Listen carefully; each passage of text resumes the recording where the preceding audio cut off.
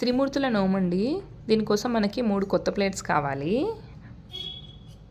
First వచ్చేసి బ్రహ్మదేవుడికి 13 ఖర్జూరాలండి.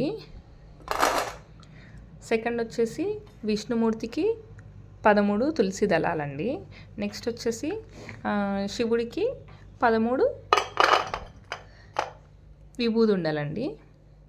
First దాంట్లో మనము బ్రహ్మదేవుడి మూర్తి కానీ ఫోటో కానీ ఏదైనా పెట్టుకోవచ్చు. సెకండ్ దాంట్లో విష్ణుమూర్తి ఫోటో, విష్ణుమూర్తి మూర్తి ఏదైనా పెట్టుకోవచ్చండి. దీంట్లో విభూది ఉండాలి, దాంట్లో లింగం పెట్టుకోవాలండి శివుడిది కాబట్టి.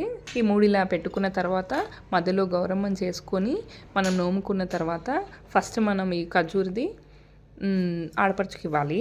ఈ విభూది ఉండల్ది మన తల్లికి ఇవ్వాలి. ఈ తులసి దళాల నోమైతే మనం ఉంచుకోవాలండి.